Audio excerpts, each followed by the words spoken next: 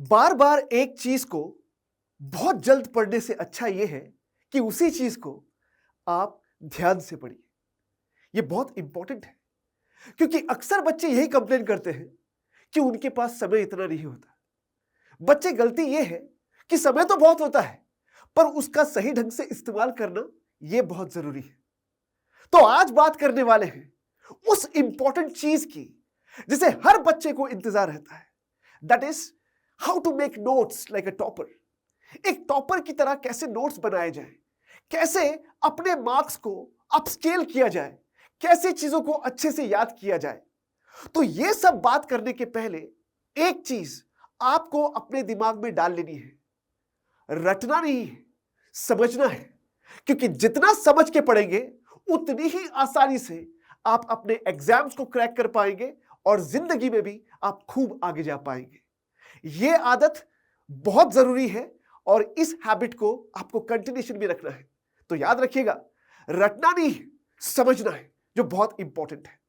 तो बच्चे, आज बात करेंगे कि नोट्स कैसे बनाए जाए, क्या वो टेक्निक्स हैं। पर अब तक तो ये सोच रहे होंगे, शायद आपने बहुत सारे वीडियोस भी देख लिए होंगे, तो इसमें क्या खास बात होने वाली है। मैं गारंटी देता हूं, मैं वादा करता हूं आपको, वीडियो को अंत तक देखना है, लास्ट तक देखना है बच्चे।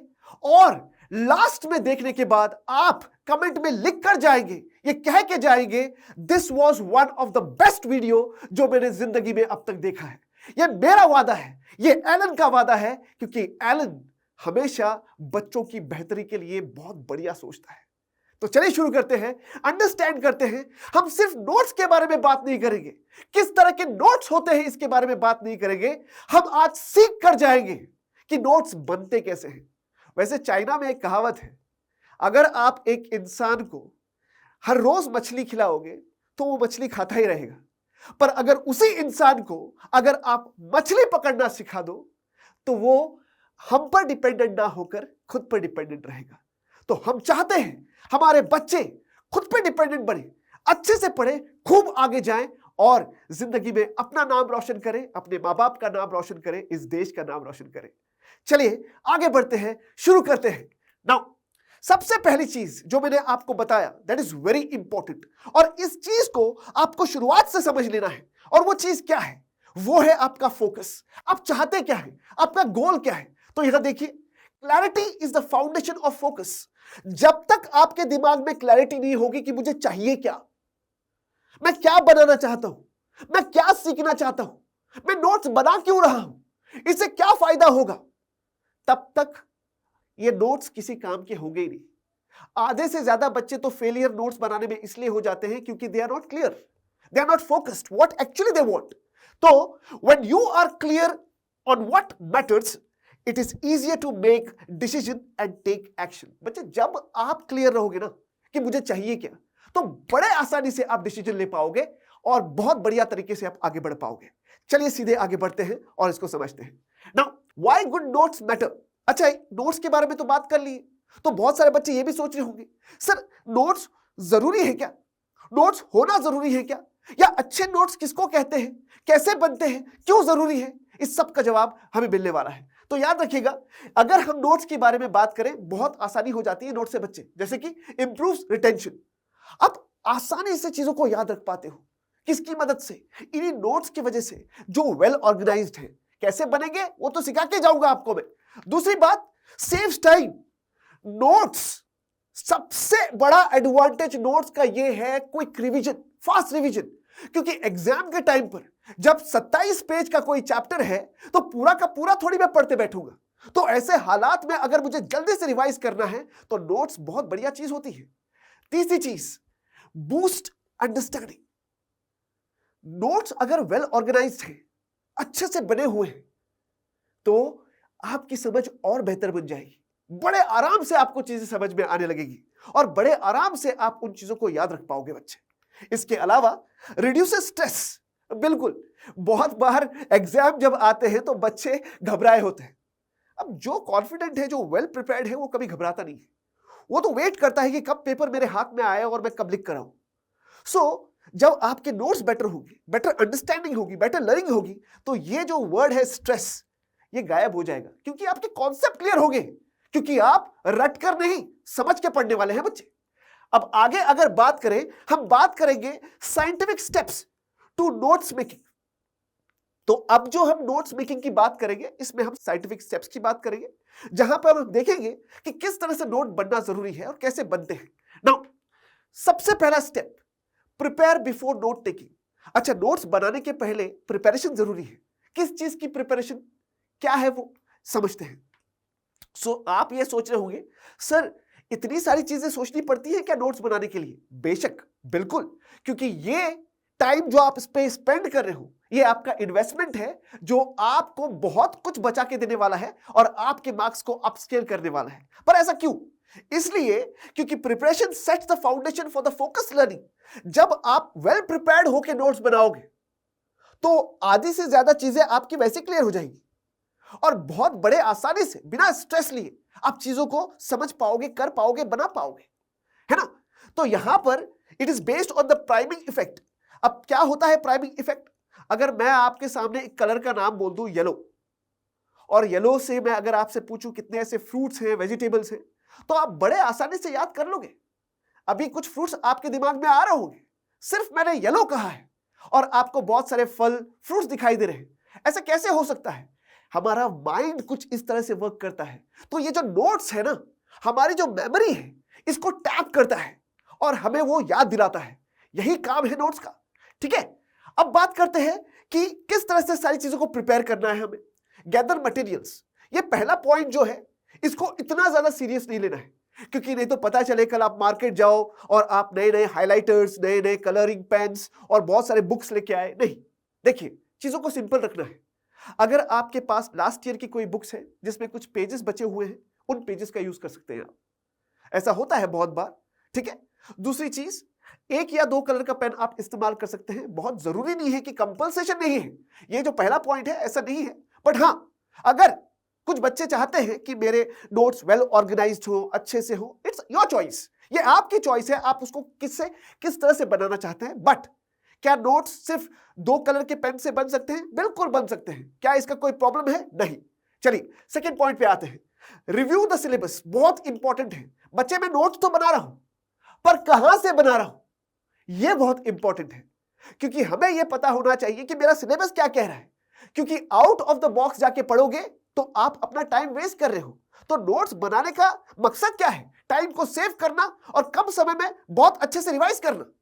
अगर आप कोई एक्स्ट्रा चीज वहां पे पढ़ रहे हो जो काम की नहीं है, जो एग्जाम में आने वाली नहीं है, तो वैसे ही आप अपना टाइम वेस्ट कर रहे हो। तो आपको पता होना चाहिए आपका सिलेबस। और याद रखिएगा, हमारे इसी एलन ऑनलाइन चैनल पे हमने कंप्लीट डिटेल्स बता रखी है, सारी सब्जेक्ट्स की, सारे सिलेबस को हमने डिस्कस कर रखा है बच्चे।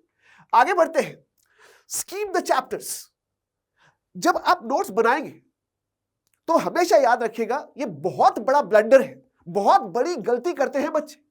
उनको लगता है कि मैं नोट से ही पढ़ लूंगा, चैप्टर पढ़ने की जरूरत ही नहीं है। बिल्कुल गलत। सबसे पहले बहुत अच्छे से आपको चैप्टर पढ़ना है, समझना है, तब जाकर उसके बाद में आप अपने नोट्स बनाएंगे बच्चे। तो सबसे पहली प्रायोरिटी है चैप्टर को डिटेल में कवर करना, उसके बाद आप नोट से पढ़ाई कीजिए। अगर आप सीधे नोट से पढ़ने के लिए जाएंगे तो बहुत बड़ी प्रॉब्लम हो सकती है। सो इस चीज को इंपॉर्टेंटली याद रखिएगा, ठीक है। सो याद रखिएगा, बिफोर द क्लास और self study, glance through headings, sub headings and diagrams in the NCERT textbook. तो आप देखिए क्या टॉपिक्स हैं, सब टॉपिक्स हैं, पढ़ने की कोशिश कीजिए। इससे आपको पता चलेगा कि कितना आप याद कर पा रहे हैं, समझ पा रहे हैं। जहां जहां आप समझ नहीं पा रहे हैं वहां पे आप स्टार लगा दीजिए, कोई मार्क कर दीजिए, ताकि जब आपके टीचर आपको पढ़ा रहे हैं तब जैसे जैसे उन चीजों को आप क्लियर करते जाएं, समझते जाएं, आप वहां पे टिक लगाते जाइए, यस ये मेरा चीज क्लियर हो गया है। क्योंकि ये चीज क्लियर हो जाएगी तब जाके आप नोट्स आसानी से बना पाएंगे।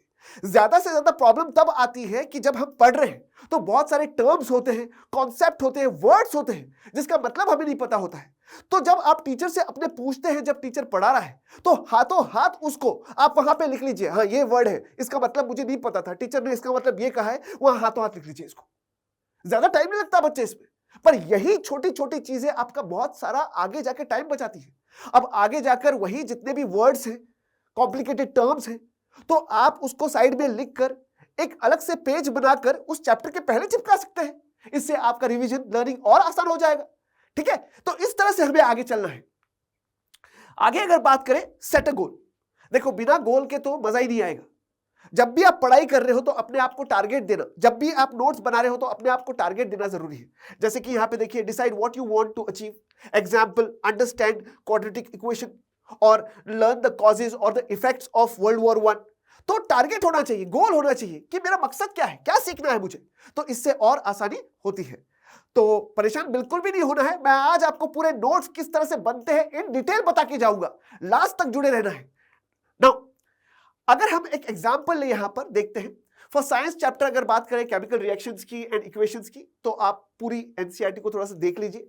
नोट द टर्म्स को नोट कीजिए, जैसे कि बैलेंस इक्वेशन है, ऑक्सीडेशन है ना। ऐसे टर्म्स जो आते हैं इनको आप स्पेशली नोट कर लीजिएगा, बहुत इंपॉर्टेंट है। और जब टीचर समझा रही है तो हाथों हाथ अपने लैंग्वेज में, अपने वर्ड्स में, अपने शब्दों में उसको लिखिए, क्योंकि उसको याद रखना बहुत आसान है बच्चे। ठीक है, इसको रटना ही नहीं कहते हैं हम, इसको रटना नहीं कहते, इसको समझ के पढ़ना कहते हैं।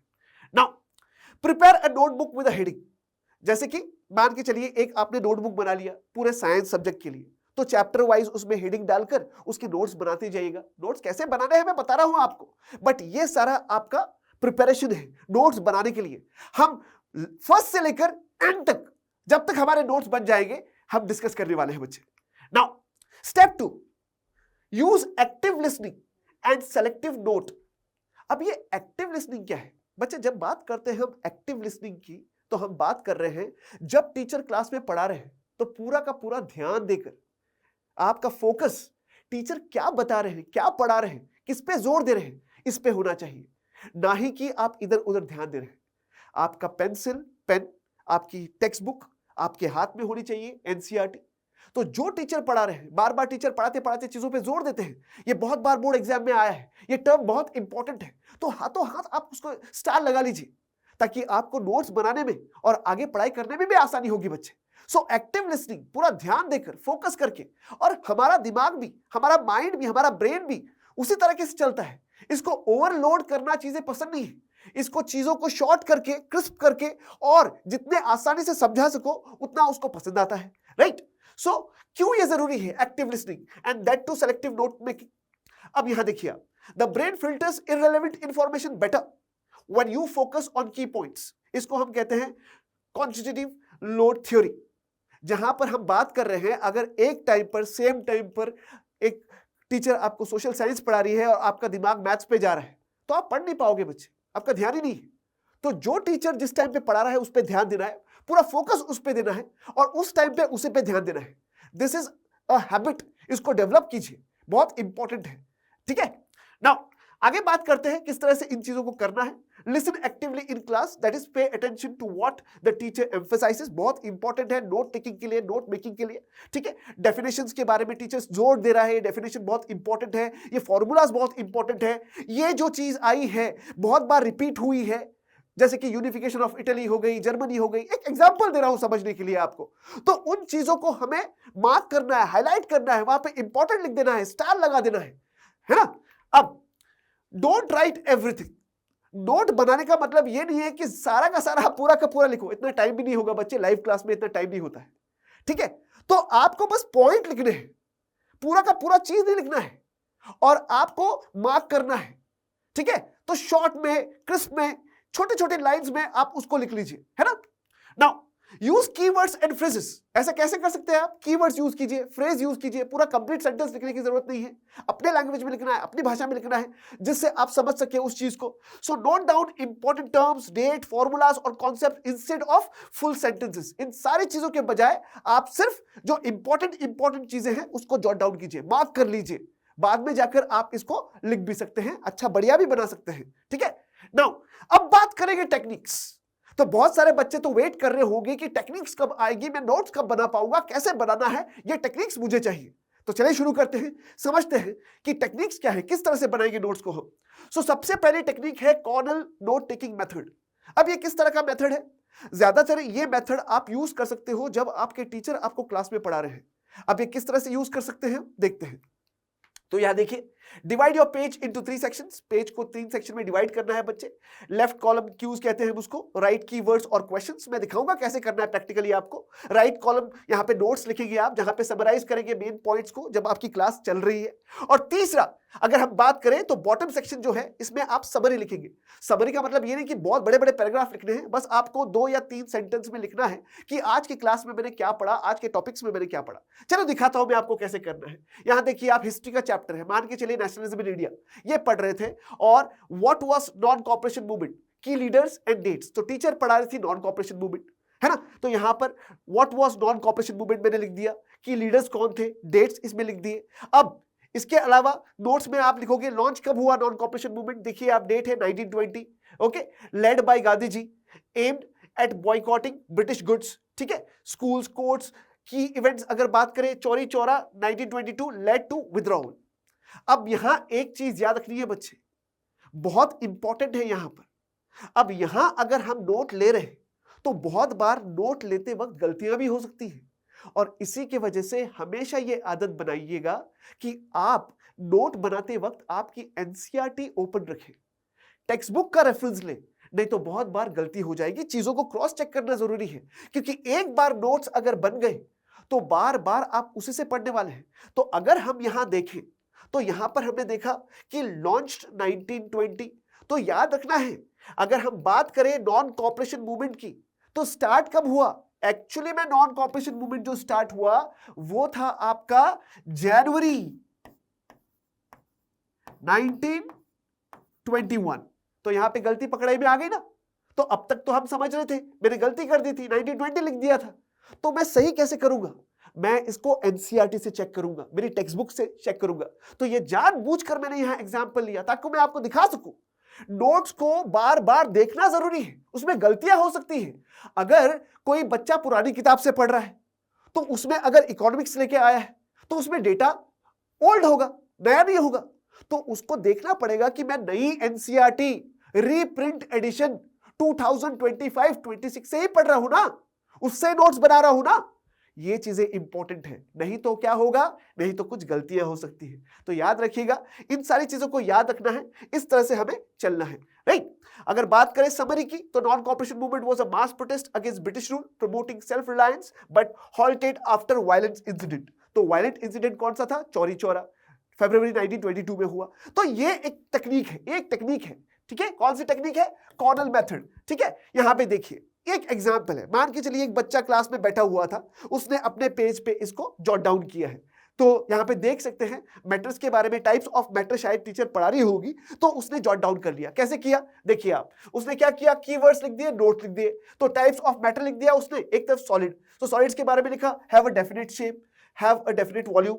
फिर लिक्विड्स के बारे में बात की तो do not have a definite shape, okay, have a definite volume. तो यहां गैसेस की बात करें तो आप देखिए उसने कैसे ली, और समरी जो है आप इसके बारे में आपको क्या समझ में आया, आप अपने वर्ड्स में इसमें समरी लिख दीजिए। तो इस तरह से आप नोट्स बना सकते हैं, ये एक तरीका है। अब याद रखिएगा, बहुत सारे तरीके हैं नोट्स बनाने के लिए, पर हर एक बच्चा उसके इंटरेस्ट के हिसाब से, उसके अंडरस्टैंडिंग के हिसाब से, जिस चीज से वो अच्छे से समझ सकता है, लर्न कर सकता है, अंडरस्टैंड कर सकता है, उस हिसाब से नोट्स बना सकता है। ऐसा नहीं कि आज जो हम डिस्कस कर रहे हैं, जितने भी तरीके डिस्कस कर रहे हैं, आप सारे के सारे तरीके से नोट्स बना लो, बिल्कुल भी नहीं। जो तरीका आपको सबसे अच्छा लगता है, बेस्ट लगता है, और जो आप अच्छे से समझ पाओगे, बस उस तरह के नोट्स आपको बनाने हैं। तो ये याद रखिएगा, क्योंकि मैं बहुत सारे तरीके बताने वाला हूं, राइट। अब यहां पर वही कॉर्नेल के मेथड से देखिए हम, तो यहां देख सकते हैं चैप्टर है अ लेटर टू गॉड। अब यहां देखिए क्यू कॉलम में अगर हम बात करें तो आप प्लॉट्स समरी लिखेंगे, मेन कैरेक्टर्स एंड ट्रेट्स लिखेंगे, थीम्स, लिटरेरी डिवाइसेस लिखेंगे आप। जैसे कि यहां पे देखिए नोट सेक्शन है आपका, प्लॉट समरी में क्या लिखेंगे आप, Lencho's crop are destroyed by hailstorm, फिर he writes to God for 100 pesos. तो ये सारी चीजें आपने अपने समरी में लिख दिया कि बेसिक छोटी सी समरी क्या है, चैप्टर नोट्स क्या है, नोट सेक्शन में आपने लिख लिया, क्या समझ में आया आपको, राइट। फिर कैरेक्टर्स, कौन कौन कैरेक्टर्स थे इसमें, किरदार, तो लेंचो था और वो उसके आपने बारे में थोड़ा सा लिख दिया। फिर पोस्ट मास्टर था, उसके बारे में आपने लिख दिया, ठीक है। इससे क्या होगा, इससे आपको बहुत जल्दी याद आएगा कि चैप्टर रिकॉल करोगे आप, एक्टिव रिकॉलिंग, ओके अच्छे से आपको याद आएगा, आपको क्लिक कर जाएगा वो जैसे आप इस चीज को पढ़ते जाओगे, right. This is one technique. और थीम्स की अगर बात करें किसके ऊपर ये चैप्टर है, तो ये भी आपने यहां पे लिख दिया, राइट। इसके अलावा जो डिवाइसेस यूज हुए हैं इसमें, तो आप इसमें देख लीजिए, आपसे आयरनी यूज हुई है, सिंबोलिज्म यूज हुई है, इमेजरी यूज हुई है। सो ये सारी चीजें आप इस तरह से जॉट डाउन कर सकते हैं। ये एग्जाम्पल्स है कुछ, और जरूरी नहीं है कि आप यही मेथड को फॉलो करें। There are lot of other methods also, जिसको हम अभी समझने वाले हैं, ठीक है। फिर आएगा आपका समरी सेक्शन लास्ट में, ठीक है। तो आप छोटी सी समरी लिख सकते हैं अपने वर्ड्स में कि इस चैप्टर के बारे में, है ना, ये चैप्टर किस बारे में है, इसमें क्या समझ में आया, छोटी सी समरी लिख सकते हैं 2-3 लाइन में, ठीक है ना। अब बात करते हैं ऑर्गेनाइज नोट्स विजुअली। अब बच्चे बहुत सारे तरीके होते हैं, और बहुत सारे बच्चे पसंद करते हैं इस तरह से नोट्स बनाने के लिए, या इस तरह के नोट से पढ़ने का उनको बहुत इंटरेस्ट होता है, ठीक है। वो किस तरह के नोट्स हैं इसको समझते हैं, और क्यों ऐसे नोट्स जो विजुअली ऑर्गेनाइज्ड हैं, बहुत अच्छे से आपने उसको डिजाइन कर रखा है, उससे पढ़ने में क्यों मजा आता है इसको समझते हैं, ठीक है। So visual organisation enhances memory recall, okay, इसको हम कहते हैं dual coding theory, combining words and visuals. So बहुत सारे बच्चे क्या होते हैं, एक तो विजुअल पिक्चर दिख रहा है सामने और वर्ड्स भी दिख रहे हैं, सो इससे रिकॉल करता है। तो बहुत सारे आपके डिजिटल जो नोट्स होते हैं जहां पे पिक्चर्स वगैरह यूज होते हैं, जैसे बहुत बार अगर आप ऑनलाइन क्लासेस हमारे एलन में हैं, तो आपको जो हैंडआउट्स मिलते हैं, इन हैंडआउट्स का फायदा यही है कि वो जो इमेजेस हैं उस वर्ड्स के साथ में, तो वो आपको हेल्प करते हैं रिटेंशन के लिए, रिकॉल के लिए, तो बढ़िया तरीके से आप उसको रिवाइज कर पाते हैं, ठीक है। यहां पे देखते हैं हम किस तरह से नोट्स बनेंगे इसका, तो यहां पे देख सकते हैं organise notes visually. So use headings and sub headings, break notes into clear sections, जैसे कि टाइप्स ऑफ रिएक्शंस और कॉजेस ऑफ नेशनलिज्म, है ना। मैं बताऊंगा आपको इस मेथड से कैसे नोट्स बताना है, डिटेल बता के जाऊंगा नोट्स कैसे बनाने हैं, ठीक है ना। फिर हाईलाइट की पॉइंट्स, सो की पॉइंट्स को आप हाईलाइट कर सकते हैं। Use colour to mark important terms, example red for formulas and blue for your definitions, आप ये कलर यूज कर सकते हैं, ठीक है, इस तरह से। इंक्लूडिंग डायग्राम्स एंड टेबल्स, देखो बच्चे डायग्राम अगर साइंस की बात करें बहुत इंपॉर्टेंट है, आपके बायोलॉजी की बात करें बहुत इंपॉर्टेंट डायग्राम्स हैं, ठीक है, बहुत अच्छे मार्क्स होते हैं डायग्राम्स के लिए। हमारा टारगेट है 100 आउट ऑफ 100 हर एक सब्जेक्ट के लिए, तो मैं नहीं चाहता कि कोई भी चीज हम स्किप करें, सारी चीजें इंपॉर्टेंट है, पर उसको बहुत बेहतर तरीके से कैसे हम ढालें ये इंपॉर्टेंट है, राइट। नाउ अगर बात करें नंबर ऑफ, ओके, नंबरिंग देना, बुलेट पॉइंट्स देना, सो नंबरिंग दोगे आप, बुलेट पॉइंट्स दोगे आप, तो इससे क्या होता है, इससे आप आसानी से डिफरेंशिएट कर पाओगे टॉपिक्स के बीच में, तो ये बहुत इंपॉर्टेंट है। देखिए एक कमरा है, उस कमरे को जितने साफ सफाई से आप रखोगे उतना ही आपको उस कमरे में रहने का मजा आएगा बच्चे। उस कमरे में जितनी गंदगी फैलेगी, जितनी चीजें फैली होगी, उतना ही आपको अच्छा नहीं लगेगा। जो नोट्स आप बना रहे हो ना, जितना बढ़िया तरीके से आप ध्यान देके बनाओगे उतना आपको पढ़ने में मजा आएगा। समझ में आ रहा है ना। तो ये चीज बहुत इंपॉर्टेंट है, साइकोलॉजी है, मेंटालिटी है ना, तो ये बहुत इंपॉर्टेंट है, ठीक है। नाउ अब यहां देखिए, सो ये एक बढ़िया एग्जाम्पल है नोट्स का, केमिकल रिएक्शंस एंड इक्वेशंस। अगर मोबाइल पे आप इसको देख रहे हैं ना, तो आपके पास एक ऑप्शन है कि आप अपने स्क्रीन को जूम कर सकते हैं, तो जैसे जूम करोगे आप, आपको सब दिखाई देगा। पर जो चीज हमें सीखनी है, इस बच्चे ने किस तरह से नोट्स बनाए आप देखिए, तो आप देख सकते हो सबसे पहले आपने ली अपनी एनसीईआरटी टेक्स्ट बुक, उसमें चैप्टर है आपका केमिकल रिएक्शन एंड इक्वेशंस।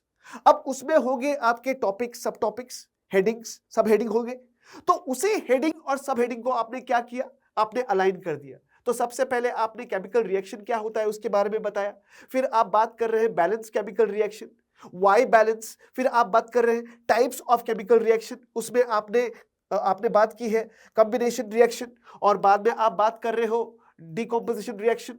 सो आप देखिए किस तरीके से टॉपिक बाय टॉपिक आपने शॉर्ट कर दिया उसको। जैसे कि जो टॉपिक है आपका फॉर एग्जांपल कॉम्बिनेशन रिएक्शन, तो इसमें आपने सबसे पहले समझाया वो क्या चीज है, आपने जो फॉर्मूला है वो भी एक्सप्लेन किया है, वो भी ले लिया, वो भी शॉर्ट में वहां पे डाल दिया।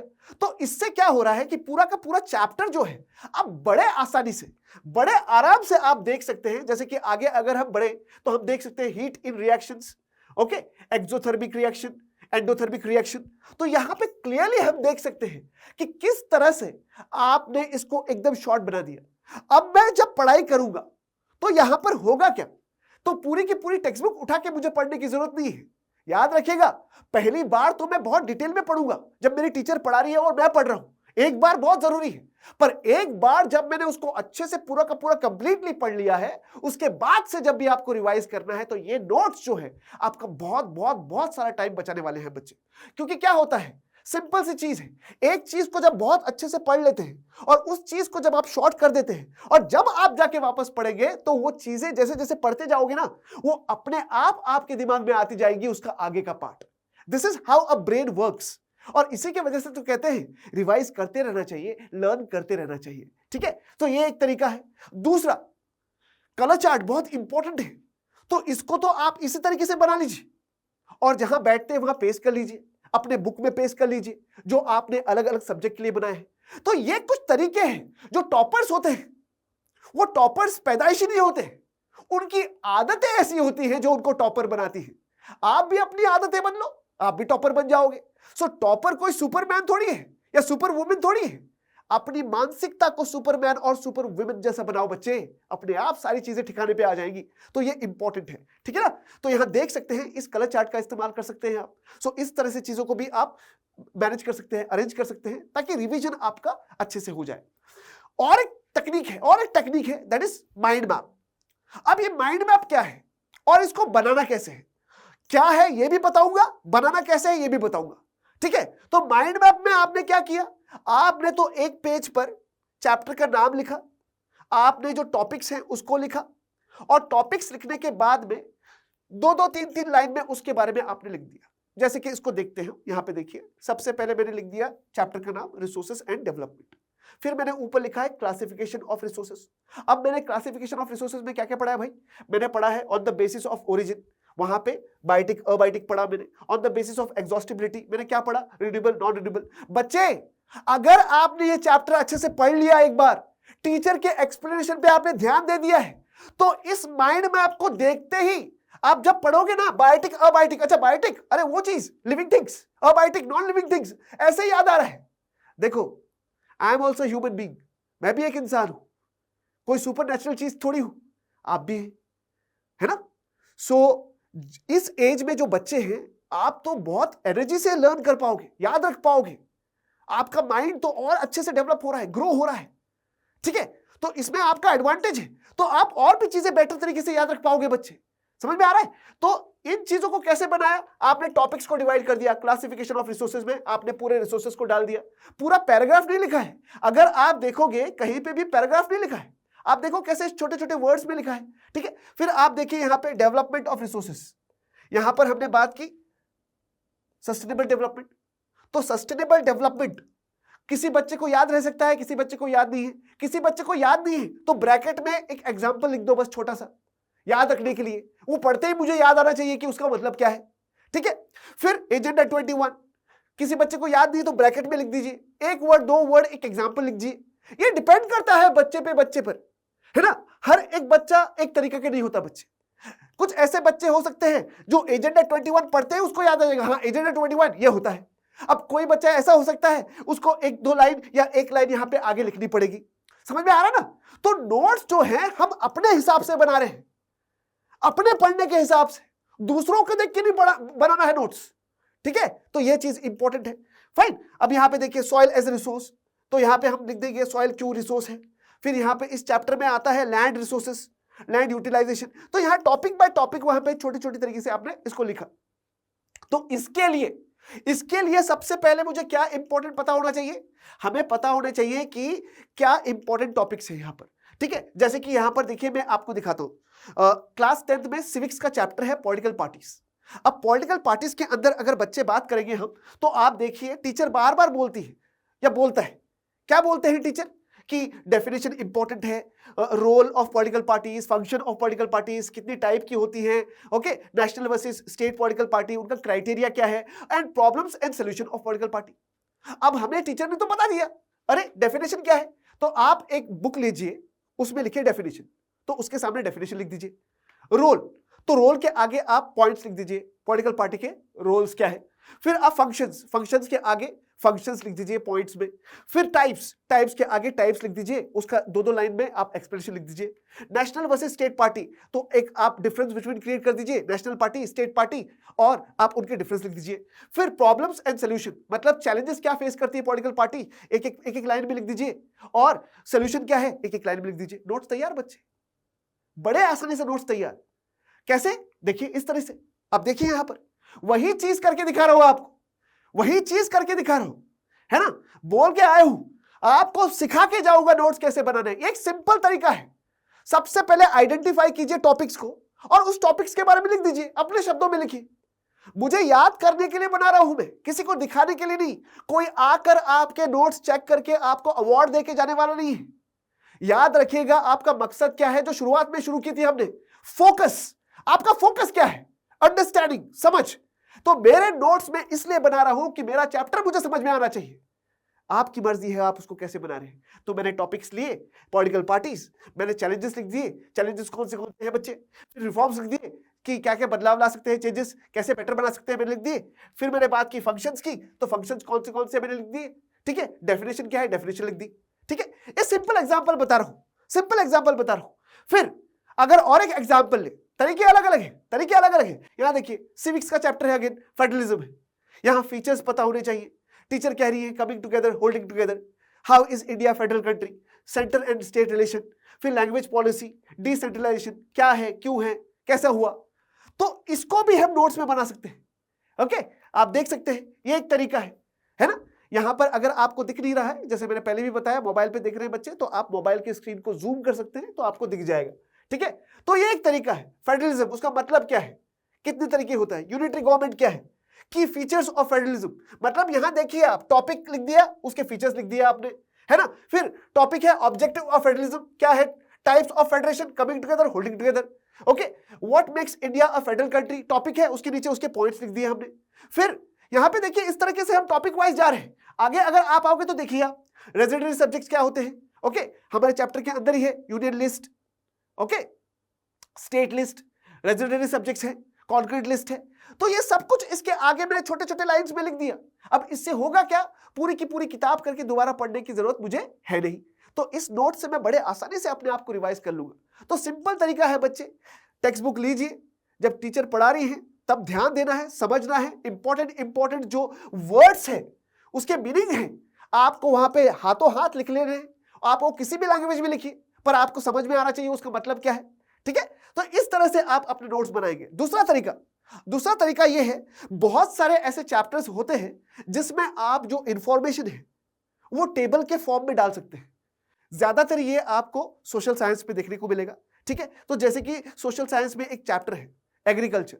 अब ये पूरा का पूरा चैप्टर आप बड़े आसानी से टेबल की फॉर्म में याद कर सकते हैं, टेबल बना के याद कर सकते हैं। यहां पे एग्जाम्पल भी है आपके सामने।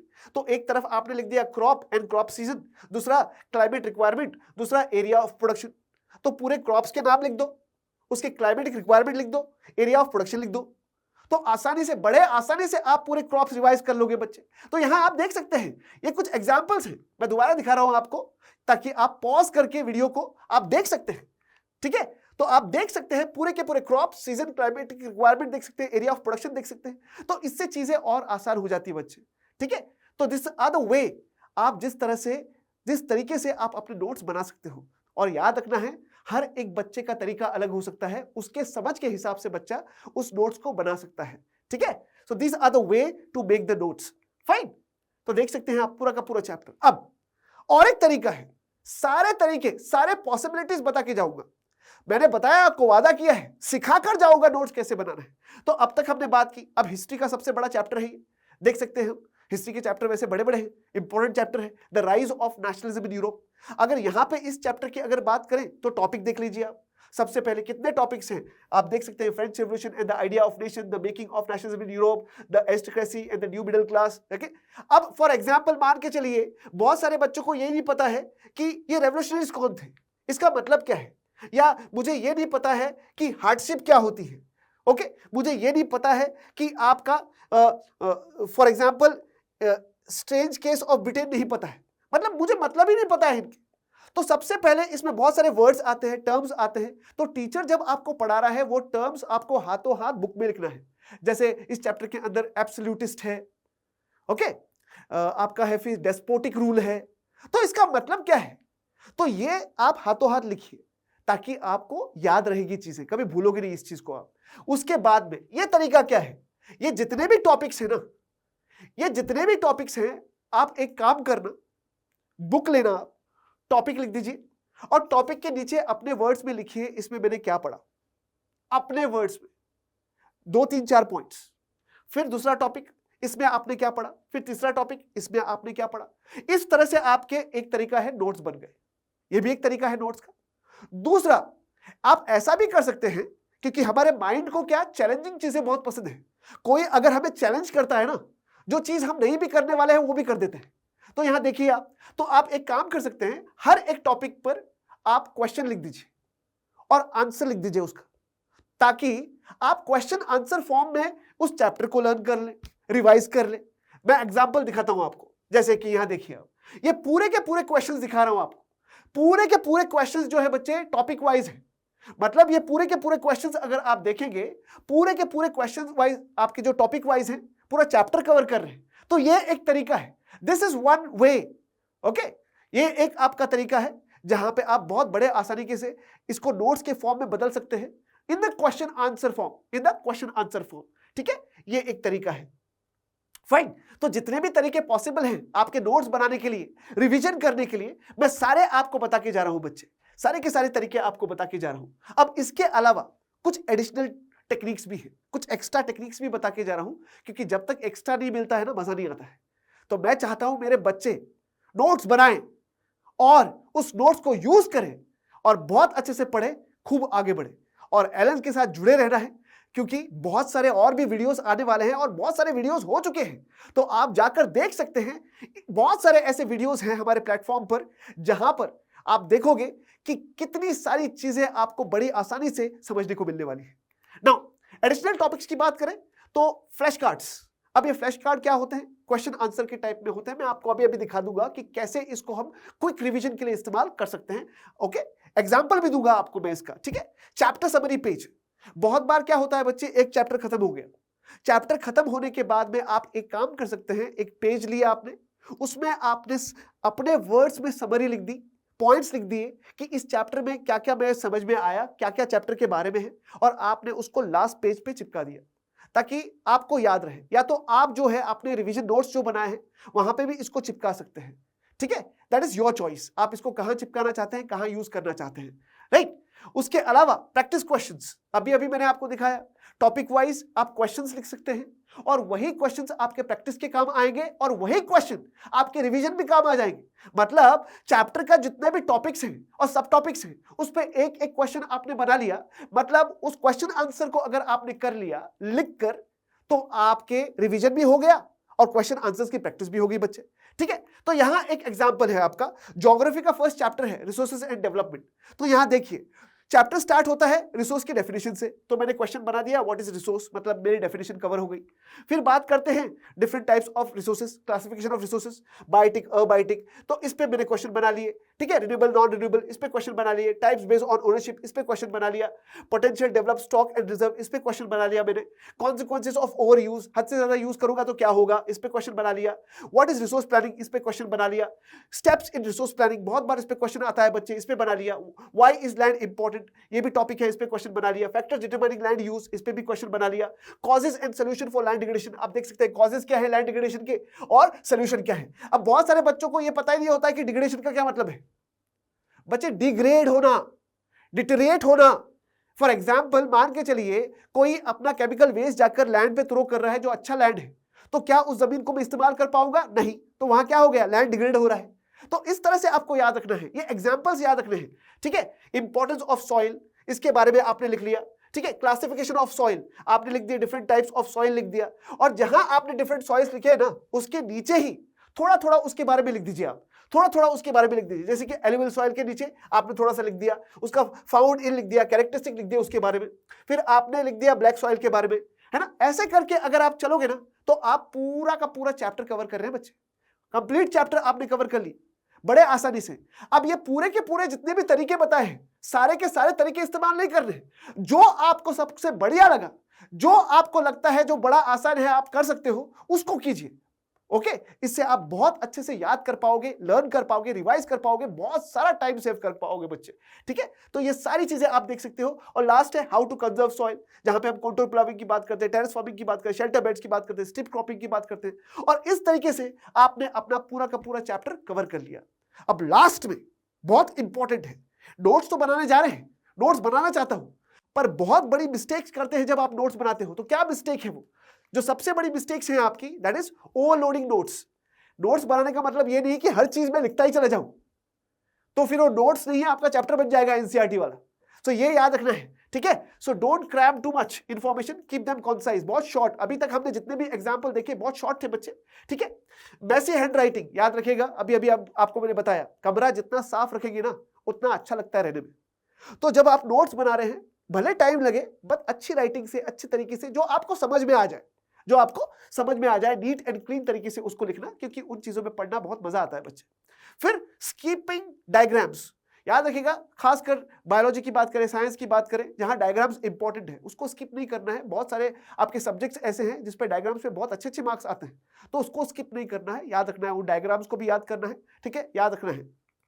Further, note reviewing, notes are useless if not revisited regularly. बच्चे, जो चीज आपने बनाई है उसको यूज कीजिए, उससे पढ़ाई कीजिए, अदरवाइज दे आर यूजलेस। क्यों बनाया आपने? और साथ ही साथ अपडेटेड रहना। मैंने आपको बोला है, नई एनसीईआरटी से आपको नोट्स बनाने हैं, ओल्ड बुक से नहीं, रीप्रिंट एडिशन 2025-26, ठीक है। अगर आपके पास नहीं है तो आप जाके ऑनलाइन सर्च कर सकते हैं, एनसीईआरटी बुक्स आपको अवेलेबल है ऑनलाइन एनसीईआरटी साइट पे, ठीक है। फर्दर अगर बात करूं कॉपिंग वर्बिटिम, मतलब ऐसा नहीं कि एज इट इज जो भी है पूरा बुक में पूरा का पूरा ऐसे लिख लिया, नहीं, समराइज कीजिए, छोटा कीजिए, जितना हो सके उतना अपने वर्ड्स में लिखिए, क्योंकि हमारा माइंड जो है हमारी लिखी हुई चीजों को बड़े आसानी से समझता है। ये भी एक साइंटिफिक चीज है जो आपको याद रखनी है। और इस तरीके से अगर आप ये कॉमन चीजें अवॉइड करेंगे तो आपके नोट्स बढ़िया बनने वाले हैं और ये सफर जो है बढ़िया होने वाला है, ठीक है। So last but not list, ये याद रखिएगा, शब्द बहुत इंपॉर्टेंट है। डॉक्टर एपीजे अब्दुल कलाम ने कहा था, you cannot change your future. आप अपना फ्यूचर बदल नहीं सकते, बट आप अपनी आदतें बदल सकते हो। पर अगर अपने आप ने आदतें बदल ली तो ऑटोमेटिकली आपका फ्यूचर भी बदलने वाला है बच्चे। तो अपनी आदतों को बदलना बहुत जरूरी है।